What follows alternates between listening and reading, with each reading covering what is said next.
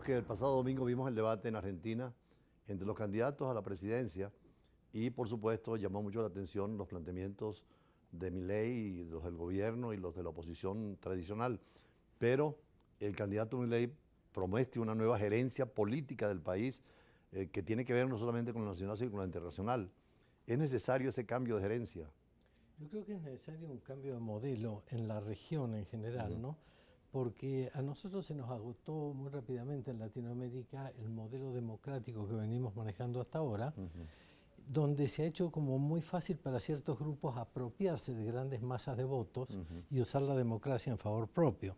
Entonces el planteamiento de Milei, que es muy pragmático, digamos, Sí. es porque cuando tú buscas en Naciones Unidas, te dice los estados, los gobiernos, tienen que costar poco y dar muchísimos servicios. Interesante. Cuando en un país el Estado cuesta mucho y no te da servicios, bueno, por ahí es que anda. Yo no creo que haya diferencias hoy en día entre izquierda y derecha en la región. Creo que es más bien mercado, gobierno, estatismo, que bueno, se mezcla mucho con populismo, ¿no? Pero es estatismo o mercado. Ese es la gran Él pulseada. tocaba el tema financiero como muy interesante porque hablaba de la definición de entre moneda nacional o moneda extranjera, pero definida, porque muchas veces esos dos cambios que no son formales, citaba el caso de Ecuador o de Panamá, donde el dólar es oficial, y otros casos en donde hay un cambio que no está regulado prácticamente. Bueno, el mensaje de mi ley es equilibrar el presupuesto y suspender la emisión monetaria. Pero suspenderla por suspenderla no es el tema, porque ya se intentó en la época de la convertibilidad con Cavallo y con Menem y no funcionó. El tema es cuando tú te cambias al dólar, ya no necesitas el Banco Central. El Banco Central de Argentina incluye la Superintendencia de Bancos, que es aquí están separados los dos elementos, ¿no? Uno es la política monetaria y el otro el control de la banca. En algunos lugares es mixto o hasta privado el Banco Central, ¿no?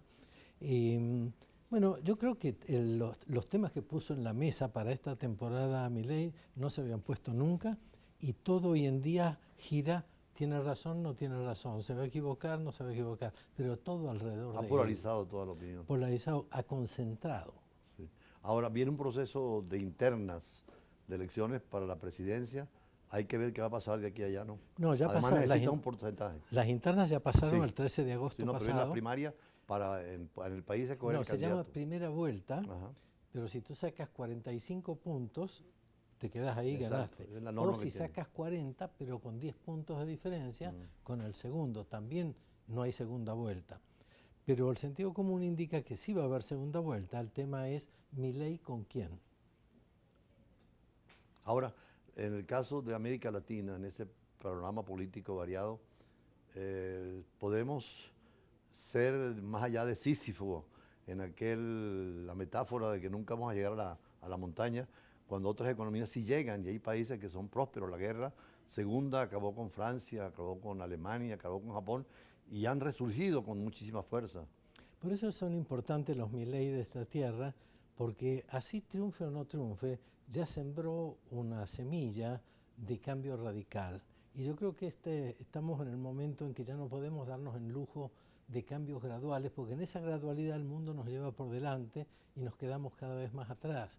El caso de Venezuela, que está totalmente aislada, que está, digamos, la que más atrás se quedó, pero hasta la que está más adelante, Chile, que estaba muy adelante, está empezando a retroceder también. O sea, lo que tenemos que entender para las generaciones que nos siguen es que tenemos que revisar a fondo el sistema democrático, el sistema político que tenemos y ponerlo más en la perspectiva de posibilidades reales. Si no, nunca vamos a alcanzar a los países del G20. Argentina está colgada con las uñas del G20, porque en realidad a los del G20 van a conversar y Argentina en general va a pedir plata. O sea, ahí hay unos temas. Y acuérdate los tigres asiáticos. Los tigres asiáticos eran más pobres que todos nosotros. Bueno, Singapur es un modelo a nivel mundial. Bueno, pero revisa cuál es el esquema político que tiene cada uno de ellos y seguramente tendremos que repensar el tema. Por eso dices que en el fondo lo económico necesita un replanteamiento político también para gestionar, para gerenciar esa realidad. Claro. Bueno, yo creo que Argentina va a tener que ir a una moneda más estable, que va a tener que ser el dólar, porque hay tres atributos de una moneda y compáralos con nosotros mismos en Venezuela. Uno es la capacidad para transar. ¿Con qué moneda transas, compras y vendes? ¿Con qué moneda se establecen los precios de referencia? Un apartamento, ¿cuánto cuesta en bolívares? Nadie sabe. ¿Cuánto cuesta en dólares? En Argentina, ¿cuánto cuesta un apartamento en pesos? Nadie sabe, en dólares. Y la otra, ¿en qué ahorras? ¿Tú ahorras en pesos argentinos o en bolívares?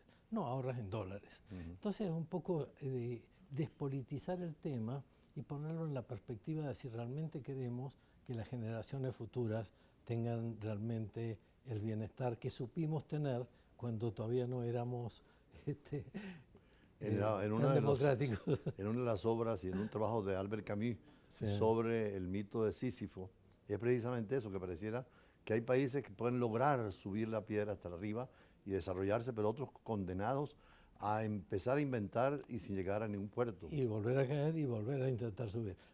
Creo que estamos en esa trampa en Latinoamérica y tenemos que romperla. Finalmente, en la parte de la gerencia política, entonces es necesario replantearnos nuevamente. En la política que te lleva a la gerencia económica, y es la que lleva pragmatismo, porque es la que en definitiva te lleva el dinero para llevar la comida a tu mesa, o la educación, o la seguridad. Si no logramos tener un sistema económico que nos enriquezca, que haga que el PBI per cápita sea alto, es imposible. Mira el caso Guyana. Sí. El caso Guyana ha crecido el 63%. Bueno, el petróleo juega un papel fundamental, pero también la unidad de criterio frente al problema. Los 800.000, si se reparten el millón de barriles al que van a llegar. El más alto per cápita Sí, del mundo. sí, sí, es impresionante. Por cierto, yo creo que en esto, para terminar, necesitamos, como en el Minotauro, otro mito griego, el hilo de Ariadna, que nos conduzca hacia el monstruo que es todo lo que tenemos en lo económico, en lo político, y eso es la gerencia, creo yo, en el fondo. Sí, en definitiva creo que hay que pararle al tema gerencial, no dejarlo como secundario. Fíjate que los periódicos no tienen un área de gerencia, tienen un espacio economía, pero sí debería, y es un llamado que hago, a que tengan un espacio para gerencia y permitan que las ideas gerenciales se vayan adaptando, porque tenemos una Venezuela muy especial hoy en Inclusive día. veía un autor francés que decía que había que profesionalizar la gerencia en una profesión y un campo muy específico con su parte teórica y con su parte práctica y las recomendaciones que tienen que dar. Bueno, mi posgrado en Northwestern fue Strategic Management. Imagínate. Estás en la línea entonces. Bueno, muchísimas gracias. Siempre es agradable conversar contigo. Igual. Sé que el sábado al nos vemos en la colonia Tovar o en el Galipán, en una reunión de promoción precisamente de productos latinoamericanos. Sí. Con la diplomacia y con la estrategia de algunas embajadas que son muy eficientes. Así es. Más adelante hablaremos de protocolo con una invitada especial, Enriqueta Ralbres. Ya regresamos.